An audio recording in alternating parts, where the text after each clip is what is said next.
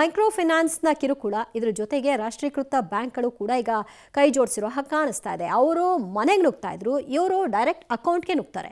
Direct ಅಕೌಂಟಿಂದ ದುಡ್ಡನ್ನ ಹೇಳದೆ ಕೇಳದೆ ಡ್ರಾ ಮಾಡ್ಕೊಳ್ತಿದ್ದಾರೆ. ಹೆಂಗಿದು ಕಥೆ? ರಾಜ್ಯದಲ್ಲಿ ಮೈಕ್ರೋ ಫೈನಾನ್ಸ್ ಅಟ್ಟಹಾಸ ಅಂತೂ ನಿಲ್ತಾನೇ ಇಲ್ಲ. ಇದರ ಪರಿಣಾಮ ಜನ ಯಾವ ರೀತಿ ಸಂಕಷ್ಟದಲ್ಲಿ ತೊಡಕೊಂಡಿದ್ದಾರೆ ಅನ್ನೋದನ್ನ ನಾವು ನೋಡ್ತಾ ಇದ್ದೀವಿ, ನಿಮಗೆ ತೋರಿಸ್ತಾನೂ ಇದ್ದೀವಿ. ವಿಜಯನಗರದಲ್ಲಿ ಮಹಿಳೆ ಆತ್ಮಹತ್ಯೆಗೆ ಯತ್ನಿಸಿದ್ದಾರೆ. ಇವತ್ತು ಇದಾಗಿರೋದು. ಸರ್ಕಾರ ಇಷ್ಟೆಲ್ಲ ಪ್ರಯತ್ನಗಳನ್ನ ನಡೆಸಿ ಇದಕ್ಕೆ ಕಡಿವಾಣ ಹಾಕಬೇಕು ಅಂತ ಅಂದುಕೊಂಡ್ರು ಕೂಡ ಆತ್ಮಹತ್ಯೆ ನಿರ್ಧಾರಗಳು, ಆ ಪ್ರಯತ್ನಗಳು ನಿಲ್ತಾ ಇಲ್ಲ. ಯಾವುದೇ ಕ್ಷಣದಲ್ಲಿ ಸುಗ್ರೀವಾಜ್ಞೆಗೆ ಅಂಕಿತ ಬೀಳಬಹುದು. ಈಗಾಗಲೇ ರಾಜ್ಯಪಾಲರು ಒಂದಷ್ಟು ಕರೆಕ್ಷನ್ಸ್ಗೆ ಸರ್ಕಾರಕ್ಕೆ ವಾಪಸ್ ಕಳಿಸಿದ್ರು. ಕರೆಕ್ಷನ್ಸ್ ಮಾಡಿ ವಾಪಸ್ ರಾಜ್ಯಪಾಲರಿಗೆ ಕಳಿಸಲಾಗಿದೆ. ಅವರು ಅಂಕಿತ ಹಾಕೋದೊಂದು ಬಾಕಿ. ರಾಜ್ಯದಲ್ಲಿ ಮೈಕ್ರೋ ಫೈನಾನ್ಸ್ಗಳಿಗೆ ಅಂಕುಶ ಹಾಕೋದಕ್ಕೆ ರಾಜ್ಯ ಸರ್ಕಾರ ಪ್ರಯತ್ನವನ್ನು ನಡೆಸ್ತಾ ಇದೆ.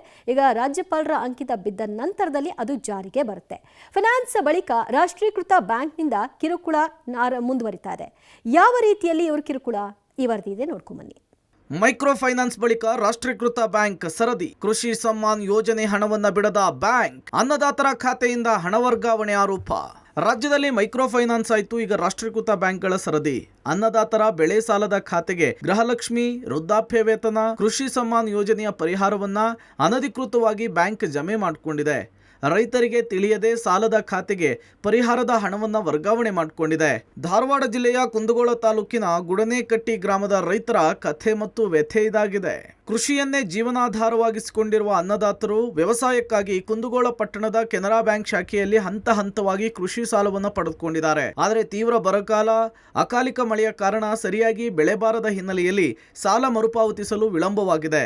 ಕಾರಣ ಹೇಳಿದ್ರು ಬಿಡದ ಬ್ಯಾಂಕ್ ಸಿಬ್ಬಂದಿ ಸಾಲ ಮರುಪಾವತಿಸುವಂತೆ ಟಾರ್ಚರ್ ಕೊಟ್ಟಿದ್ದಾರೆ. ಈಗ ವರಸೆಯನ್ನು ಬದಲಿಸಿರುವಂತಹ ಬ್ಯಾಂಕ್ ರೈತರಿಗೆ ಬರುವ ಸರ್ಕಾರಿ ಯೋಜನೆಗಳ ಪರಿಹಾರಕ್ಕೆ ಕೊಕ್ಕೆ ಹಾಕಿದೆ. ರೈತರ ಖಾತೆಗೆ ಬರ್ತಾ ಇದ್ದಂತಹ ವೃದ್ಧಾಪ್ಯ ವೇತನ, ಕೃಷಿ ಸಮ್ಮಾನ್ ಯೋಜನೆಯ ಪರಿಹಾರದ ಹಣವನ್ನು ರೈತರ ಗಮನಕ್ಕೆ ತರದೆ ಅನಧಿಕೃತವಾಗಿ ಸಾಲದ ಖಾತೆಗೆ ವರ್ಗಾವಣೆ ಮಾಡಿಕೊಂಡಿದೆ. ಇದರಿಂದ ರೈತರು ಕಂಗಾಲಾಗಿದ್ದಾರೆ. ಸದ್ಯ ರಾಜ್ಯದಲ್ಲಿ ಮೈಕ್ರೋ ಫೈನಾನ್ಸ್ ಹಾವಳಿ ಅತಿ ಹೆಚ್ಚಾಗಿದೆ. ಇಲ್ಲಿ ನೋಡಬಹುದು, ಇವರೆಲ್ಲರೂ ಕೂಡ ಪರಿಹಾರವನ್ನು ಬ್ಯಾಂಕ್ನಲ್ಲೇ ಉಳಿಸಿಕೊಂಡು ಬ್ಯಾಂಕ್ ಇವರ ಪರಿಹಾರವನ್ನು ತಮ್ಮ ಖಾತೆಗೆ ಹಾಕಿಕೊಂಡು ಸಾಲದ ಒಂದು ಖಾತೆಗೆ ಜಮಾ ಮಾಡಿಕೊಂಡಿರುವಂಥದ್ದು. ಸೊ ಈಗ ಮಾತನಾಡಲು ಇಲ್ಲಿ ನೊಂದವರಿದ್ದಾರೆ, ಅವ್ರನ್ನ ಮಾತಾಡ್ಸೋಣ.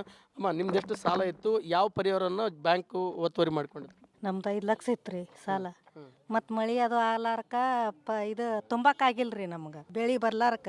ಮತ್ತು ಈಗ ಗೃಹಲಕ್ಷ್ಮಿದು ಪರಿಹಾರ ಬಿದ್ದಿದ್ದು ಕಟ್ ಮಾಡ್ಕೊಳಕತ್ತಾರ ರೀ. ಈಗ ಇದಕ್ಕೆ ಹೆಂಗೆ ಮಾಡೋದ್ರಿ? ಗೃಹಲಕ್ಷ್ಮಿದು ಪರಿಹಾರ ಕಟ್ ಮಾಡ್ಕೊಂಡಾರ್ರಿ, ಬೆಳೆ ಪರಿಹಾರನ ಕಟ್ ಮಾಡ್ಕೊಂಡಾರ್ರಿ. ಬೆಳೆನ ಇಲ್ಲಲ್ರಿ, ಏನ್ ಮಾಡೋದು? ಮಳೆ ಆಗಿ ಎಲ್ಲ ಇದು ಆಗ್ಬಿಟ್ಟತ್ರಿ. ಎದ್ರಲ್ಲೇ ತುಂಬುದು? ರಾಜ್ಯ ಸರ್ಕಾರ ಆದೇಶ ಮಾಡಿದ್ರು, ರೈತರಿಗೆ ಇದನ್ನ ಮುಟ್ಟಿಸ್ರಿ ಅಂತ ಹೇಳಿದ್ರು. ಇವರು ಮತ್ತೆ ಅದನ್ನ ಕಟ್ಟುವ ಸಾಲಕ್ಕೆ ಜಮಾ ಮಾಡ್ಕೊಳಕತ್ತಾರ. ಈ ವೃದ್ಧಾಪ್ಯ ವೇತನ ಇದ್ದಂಥವ್ರು ಅವರು ಜಮಾ ಮಾಡ್ಕೊಳಕತ್ತಾರ ಸಾಲಕ್ಕೆ. ಮತ್ತು ಅದರ ಬೇರೆ ಸಾಲದ ಟಾರ್ಚರ್ ಕೊಡ್ತಾರ ಅವರು. ಮನ್ಯಾಗ ಏನಾರ ಅನಾಹುತ ಆದ್ರೆ ಇದಕ್ಕೆ ಮತ್ತೆ ಕೆನರಾ ಬ್ಯಾಂಕಿನ ಮ್ಯಾನೇಜರ್ ಹೊಣೆಗಾರ ಹಾಕಾರ ನೋಡ್ರಿ. ಮೈಕ್ರೋ ಫೈನಾನ್ಸ್ ಅಟ್ಟಹಾಸಕ್ಕೆ ಅಂಕುಶ, ಯಾವುದೇ ಕ್ಷಣದಲ್ಲಿ ರಾಜ್ಯಪಾಲರಿಂದ ಅಂಕಿತ. ಇನ್ನು ರಾಜ್ಯದಲ್ಲಿ ಮೈಕ್ರೋ ಫೈನಾನ್ಸ್ ಅಟ್ಟಹಾಸಕ್ಕೆ ಶೀಘ್ರದಲ್ಲಿಯೇ ಅಂಕುಶ ಬೀಳಲಿದೆ. ಸುಗ್ರೀವಾಜ್ಞೆಯ ಕರಡು ಪ್ರತಿಯಲ್ಲಿ ಕೆಲ ತಿದ್ದುಪಡಿಗಳನ್ನ ಮಾಡುವಂತೆ ರಾಜ್ಯಪಾಲರು ಸೂಚನೆ ಕೊಟ್ಟಿದ್ದಾರೆ. ಅದರಂತೆ ಕೆಲ ತಿದ್ದುಪಡಿಗಳನ್ನ ಮಾಡಿ ಮತ್ತೆ ರಾಜ್ಯಪಾಲರಿಗೆ ವಾಪಸ್ ಕಳುಹಿಸಲಾಗಿದೆ. ಯಾವುದೇ ಕ್ಷಣದಲ್ಲಿ ಗೆಹ್ಲೋಟ್ ಅವರಿಂದ ಅಂಕಿತ ಸಿಗುವಂತಹ ಸಾಧ್ಯತೆ ಇದೆ. ಈ ಬಗ್ಗೆ ಗೃಹ ಸಚಿವ ಪರಮೇಶ್ವರ್ ಮಾತನಾಡಿ, ಸಾಧ್ಯವಾದರೆ ಇವತ್ತೇ ರಾಜ್ಯಪಾಲರು ಸುಗ್ರೀವಾಜ್ಞೆಯ ಕರಡಿಗೆ ಅಂಕಿತ ಹಾಕಲಿದ್ದಾರೆ. ಗವರ್ನರ್ ಸಹಿ ಹಾಕಿದ ತಕ್ಷಣದಿಂದಲೇ ಫೈನಾನ್ಸ್ ಕಿರುಕುಳ ತಡೆಗೆ ಸುಗ್ರೀವಾಜ್ಞೆ ಜಾರಿಯಾಗುತ್ತೆ ಅಂತ ಹೇಳಿ ಸ್ಪಷ್ಟನೆ ಕೊಟ್ಟರು.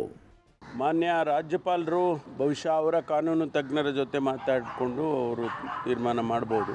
ಇವತ್ತು ಹಾಕ್ಬೋದು ಅಂತ ಅಂದ್ಕೊಂಡಿದ್ದೀವಿ. ಇವತ್ತು ಹಾಕಿದರೆ ಇಮಿಡಿಯೇಟಾಗಿ it will come into effect. ಅವರು ಇನ್ನೂ ಕಮ್ಯುನಿಕೇಷನ್ನು ಸರ್ಕಾರಕ್ಕೆ ಬಂದ ಮೇಲೆ ಗೊತ್ತಾಗುತ್ತೆ. ಒಂದು ವೇಳೆ ಏನಾದರೂ ಚೇಂಜಸ್ ಕೇಳಿದರೆ ಅಥವಾ ಆ್ಯಸ್ ಇಟ್ ಈಸ್ ಅಪ್ರೂವ್ ಮಾಡಿದರೆ ಇಮಿಡಿಯೇಟ್ ಎಫೆಕ್ಟಿಗೆ ಬರುತ್ತೆ. ಒಂದು ವೇಳೆ ಯಾವುದಾದ್ರೂ ಕ್ಲಾಸ್ ಬದಲಾವಣೆ ಕೇಳಿದರೆ ಅದನ್ನು ಇಮಿಡಿಯೇಟಾಗಿ ಮಾಡಿ ವಾಪಸ್ ಕಳಿಸ್ತೇವೆ. ಸುಗ್ರೀವಾಜ್ಞೆ ಹೊರಡಿಸ್ತೀನಿ ಅಂತ ಹೇಳಿದ್ದಾರೆ, ಕ್ಯಾಬಿನೆಟ್ ಅಲ್ಲಿ ತೀರ್ಮಾನ ಮಾಡ್ತೀನಿ ಅಂತ ಹೇಳಿದ್ದಾರೆ. ಎಲ್ಲಾ ಮಂತ್ರಿಗಳು ಪದೇ ಪದೇ ಭಯ ಬೀಳ್ಬೇಡಿ ಅಂತ ಹೇಳಿಕೆಗಳನ್ನ ಕೊಟ್ಟಿದ್ದಾರೆ. ಇಷ್ಟಾದ್ರೂ ಕೂಡ ದಿನನಿತ್ಯ 5, 6 ಈ ಮೈಕ್ರೋ ಫೈನಾನ್ಸ್ ಕಾಟದಿಂದ ಆತ್ಮಹತ್ಯೆಗಳಾಗ್ತಾ ಇದೆ. ರೈತರು ಮಾಡ್ತಾ ಇದ್ದಾರೆ, ಕೂಲಿ ಮಾಡೋರು ಮಾಡ್ತಾ ಇದ್ದಾರೆ, ಪೆಟ್ಟಿ ಅಂಗಡಿ ಇಟ್ಕೊಂಡಿರೋರು ಆಗ್ತಾ ಇದ್ದಾರೆ. ಅಂದ್ರೆ ಸರ್ಕಾರ ಬದುಕಿದೆ ಅಂತ ಇವ್ರು ಯಾರಿಗೂ ಅನ್ಸೇ ಇಲ್ಲ. ಸರ್ಕಾರ ನಾವು ಕಠಿಣ ಕ್ರಮ ಅಂತ ಹೇಳ್ತಾ ಇದೆ ಹೊರತು ಕಠಿಣ ಕ್ರಮ ಯಾರ ಮೇಲೆ ಕ್ರಮ ತೆಗೆದುಕೊಂಡಿದ್ದೀರಾ? ಒಟ್ನಲ್ಲಿ ಕರುನಾಡಿನಲ್ಲಿ ಮೈಕ್ರೋ ಫೈನಾನ್ಸ್ ಕಾಟಕ್ಕೆ ಬ್ರೇಕ್ ಬೀಳಲಿದೆ. ಯಾವುದೇ ಕ್ಷಣದಲ್ಲಾದರೂ ಸುಗ್ರೀವಾಜ್ಞೆಗೆ ರಾಜ್ಯಪಾಲರು ಗ್ರೀನ್ ಸಿಗ್ನಲ್ ಕೊಡುವ ಸಾಧ್ಯತೆ ಇದೆ. News desk, public TV.